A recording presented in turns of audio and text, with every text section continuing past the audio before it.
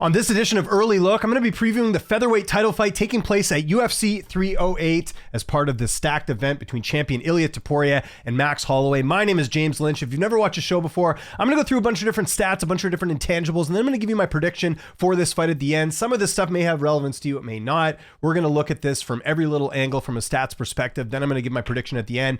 And once you're done watching this video, guys, what I really want you to do is give me your prediction. I don't just want you to make a pick. That's easy to do. Predictions are harder to do. So that would be awesome if you could do that at the end of this video. As we always do, let's do a quick tale of the tape. Right now, you can see Ilia Topuria, 15-0, undefeated. Max Holloway, 26-7. 27 years old compared to 32. 5'7" to 5'11", so Holloway going to be a little bit taller, and they have the exact same reach at 69. And if you're wondering why I'm wearing this suit, I just finished doing a live Q&A thing for Cage Titans, really big promotion on the regional scene. So I figured I'd look a little spiffy here, and why not? This is a big fight. This is one of my favorite fights this year. Very, very, very close fights, and we'll talk about the odds and everything else in a little bit about this matchup. But I figure why not get dressed up as well for this this fight breakdown as well. So let's get into it here. We're going to start first with the champion, Ilia Topuria. So I mentioned it there, 15-0 El Matador. It's going to be a 5-round featherweight title fight headlining that stacked UFC 308 event. He's got 5 knockouts, 5 submissions, and 2 decisions. He's 27 years old, 5'7" with a 69-inch reach. So he's going to be 5 years younger than Max Holloway in this fight. He is, like I mentioned, the current featherweight champion, knocking out Alexander Volkanovski in his last fight. He's got performance of the night 3 times against Jai Herbert, Bryce Mitchell, and Alexander Volkanovski. He's also got fight of the night 1 time against Josh Emmett. Topuria did not have an amateur debut. He went straight to the pros. And by the way, shout out for Tapology to switching up their website a little bit. It's going to take me some getting used to, but I think it looks better.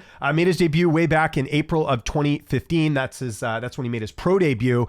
And at that point, just to give you guys a little context on how long Max Holloway's been fighting, Max Holloway already had 15 career fights by the time Ilia Topuria made his pro debut. So something to keep in mind. He made his UFC debut in October of 2020. And by that point, get this, guys, Holloway had 23 UFC fights. Now, keep in mind, Holloway joined the UFC when he only had, I think, 4 fights. So he's sort of grown up in the UFC. So it's understandable why Holloway would have so many more UFC fights than Ilia Topuria. Topuria's got some notable wins already in his career.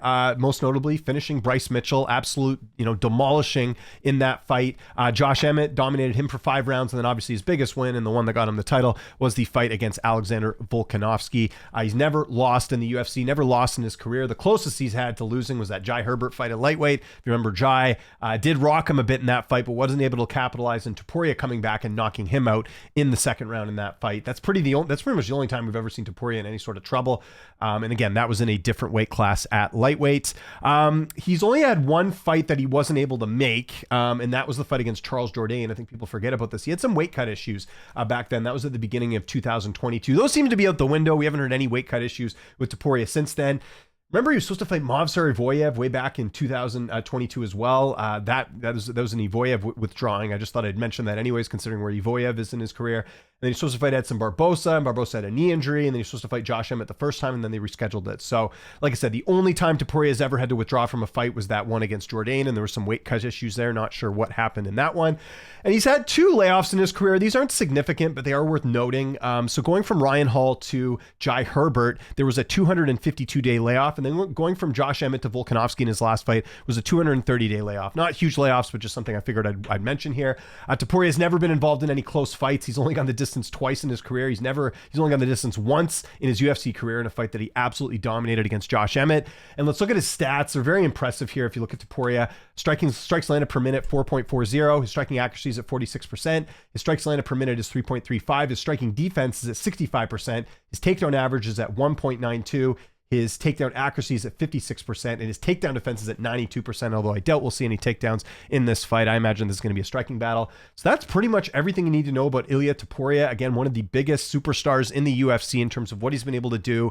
A lot of hype behind him. We saw him, Real Madrid and all that stuff that's happened outside the cage for him. He has become a big deal in the UFC internationally, and obviously a Georgian fighter as well. A lot has sort of contributed to his popularity, and part of that too is just the fact that he's performed really well in the cage.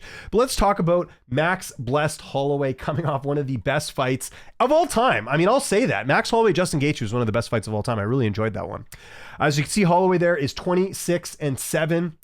He's got 12 knockouts, 2 submissions, and 12 decisions. He's the number 2 ranked featherweight. He is 32 years old with a 69-inch reach. reach. So he's got a 4-inch height advantage in this fight, but no other advantages other than that. He's the former featherweight champion. He's had 3 successful title defenses during his featherweight reign. He's the first American to win the UFC featherweight championship. He's also the UFC BMF lightweight champion. I see on Wikipedia they just name BMF as whatever, but when I think of BMF, when I think of any title, I think of this particular weight class. So I know there's some question about, is the BMF title going to be on the line in this fight? To me, it should be the weight class you fight in. He fought Gaethje at lightweight. It should be a lightweight fight if he's going to defend that. He's also got knockout of the night 1 time against Will Choke. He's got fight of the night 7 times, including fights against Jose Aldo, Brian Ortega, Dustin Poirier 2 times, Calvin Kattar, Yair Rodriguez, the Korean Zombie, and Justin Gaethje.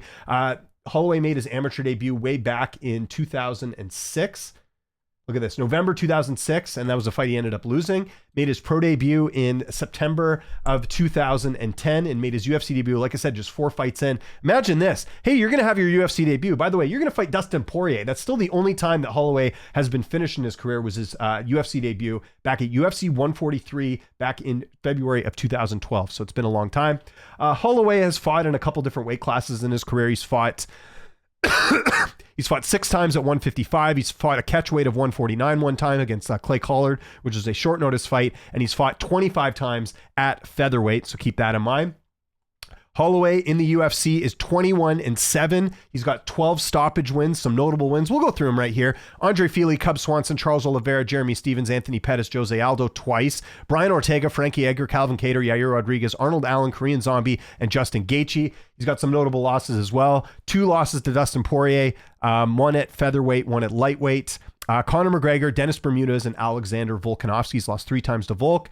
He's also had a few layoffs in his career. Going from Jose Aldo to Brian Ortega, there was a 371-day layoff. Going from Rodriguez to Volkanovski was a 231-day layoff. Going from Volkanovski to Arnold Allen, there was a 287-day layoff. And then going from the Korean Zombie to Justin Gaethje, there was a 231-day layoff. This year, though, this will be his second fight this year. Same thing as last year. He fought twice last year as well. So Holloway fairly active overall, despite those layoffs I mentioned. But you got to remember, he's been in the UFC for over a decade. He's had a few injuries throughout his career. We don't need to mention those. He's also had a few close fights, particularly there's 2 fights that really people remember when it comes to Holloway and fights that maybe could have gone the other way. The Dennis Bermudez fight back in 2013. If you go look at the decision on MMAdecisions.com, you'll see that 11 media members scored the fight for Holloway, 0 scored it for Dennis Bermudez. So that was a bit of a robbery there. And then there's the second Volk fight, which he lost at UFC 251. It was a split decision loss. And if you look at the media scorecards there, 18 media members scored the fight for Holloway, just 9 scoring it for Alex Volkanovski. So that's one that maybe could have gone his way. Let's look at his stats. These are higher than Topuria, but part of the reason is he's been in the UFC longer. So look at it. Significant strikes landed per minute is 7.17 compared to Topuria at 4.40. Now, part of that is Topuria's been finishing a lot of his opponents and he has less opponents. Holloway's been in there with some of the best. And he's also one of the best boxers in UFC history. I'd argue that. His striking accuracy is at 48%. His strikes landed per minute is 4.72. His striking defense is 59%. And his takedown average is at 0.25. His takedown accuracy is at 53%. And his takedown defense is at 84%. Let's have a look at the odds, shall we? Right now, you can see Topuria about a 2-1 favorite in this fight. Holloway, the underdog, not quite plus 200, but getting close there. And on Tapology, it's a little bit closer on the odds there. 58% of people picking Topuria, 42% picking Max Holloway. Okay, I've been asked a lot about this fight, and I know I've given my early prediction for this one. So for some of you, this may seem like an obvious pick, but I'll actually do something that I haven't done really a lot of times, and that is I've actually changed my pick on this. So if you've been on my live streams, you've heard me kind of casually say who I like in this fight. That pick is switched, and that pick is now going to be Ilia Topuria. Now, hear me out. Here's why. Here's why I broke it down and why I think Topuria is going to edge this one out. So first and foremost, I'm just going to tell you guys right now, I'm not with the crazed Topuria fans in the prediction of this is going to be an easy night, it's going to be a quick finish, all this stuff. Max Holloway, I don't think gets finished in this fight. I think Topuria wins the decision here. Now look, there's a couple reasons why I feel this way. Let's go look at Topuria's resume. Now I realize 13% of Topuria's wins have been by decision, just 2 of them. But I'd also argue that Max Holloway is the most durable opponent that Ilia Topuria has fought. The only other time Topuria has gone the distances against Josh Emmett, I think that's a fight he should have finished. He couldn't. So that again, even though he knocked out Volk and even though he's knocked out other opponents, I think Max Holloway is one of the toughest opponents he's ever fought other than maybe Volk. So, with that in mind, I don't think it's a guarantee Topuria finishes him. Topuria certainly has power. We saw that in the last fight with Volk, but I think Holloway's chin is going to hold up in this one. So I think Topuria wins the decision there because of Max's durability. Now, here's a couple of the reasons why I went the other way on Max Holloway. So first and foremost, Holloway's a little bit older. One of the things that I think will be a bit of a factor here is Max cutting to 45. Now, he's had plenty of notice. Okay, it's not going to be like an Aljamain Sterling, Sean O'Malley situation that we had a few years ago where we know Sterling cuts a lot of weight, didn't really get a long camp for that fight with Sean O'Malley. Max has had plenty of notice for this fight, so he should be taking the proper steps to get down to 45. But I want to remind people that there was a point when Holloway was really having trouble making 145. It seems like that's a thing of the past now. He's made featherweight in all of his fights. There hasn't been any weight cut issues there. In fact, he's never missed weight at featherweight, right? He's just had situations where it's been a tougher cut maybe than other times when he's fought. I think that's a factor. Now, I mentioned Topuria's had weight cut issues too, but that was a couple of years ago. And we really haven't seen anything since that. But I do wonder the fact that Holloway has not had a featherweight fight since August of last year. So it's more than a year ago in a fight that, again, he came in at 146. I do wonder if that's going to be a bit of a factor here. Because again, his last fight was at 155. You're not having to cut that much weight. I don't know if he bulked up for that fight or what the deal is. I'm not sure there. But again, going from lightweight to featherweight, that's going to be a bit of a factor, I think, working against Holloway. Not to mention, I think the more you cut weight, the less durable you're going to be. Again, I don't think Holloway gets knocked out here, but I do think that's a bit of a factor. So I mentioned Holloway being older. Holloway's also been in some wars as well. Like he's had like the Gaethje fight. Like even though he won that fight, he's had stuff taken out of him, a little bit. Like I think the only fight that Topuria has really been in a war was the Jai Herbert fight. That's the only time in his career where you could say that he's been in wars. Even that fight against Yusuf Salal that he had a couple of years back, which ended up being a win for him. And we know how good Zalal is, obviously. That wasn't a fight where he took a ton of damage in that fight. But, Holloway has been in fights where he has taken some damage. So I think that's a factor. Again, Holloway taking a bit more damage.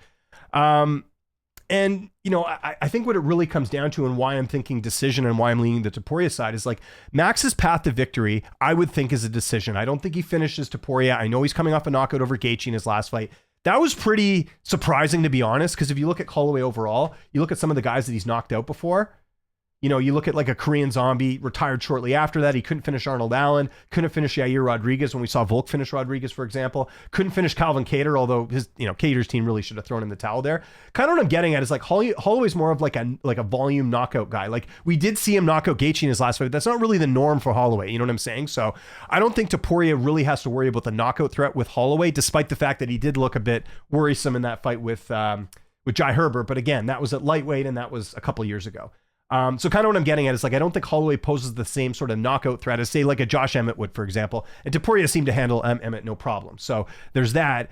So I think when it comes to striking, I think Holloway will certainly get some shots off, but I don't think it'll wear as much on his face as say Topuria's shots will. Topuria's got more power. I think Topuria's speed is right on par, if not a little bit better than Holloway. I think Holloway's the better technical striker, but I think Topuria's got more power. So kind of what I see happening here is I think this is going to be close. Like I would not be surprised either if it goes to the scorecards and Holloway ends up taking the decision as well. But what I think it'll come down to is I think those power shots from Topuria will end up wearing on Max's face, and that's what's going to end up being favorable to Topuria when it hits the judges' scorecards. So I think the judges will see that. They'll see that Holloway's taking a little bit more damage, even though Holloway may outland him. This could be like a Joanna and Jacek and Weili Zhang situation where, maybe Jacek lands the more shots, but Zhang lands the more power shots. Like that type of same thing where it's like the power punches end up working out to the favor. And again, Topuria's a little bit younger, hasn't had any wear and tear. That's another reason to like Topuria here. So again, guys, I think the play here, if you're going to bet this fight, and I know I say this every now and then on my breakdowns, I think the over is going to hit, and I think the fight goes the distance. And I know there's going to be people saying, what are you talking about, man? Two knockout artists, there's going to be a finish here. I don't know.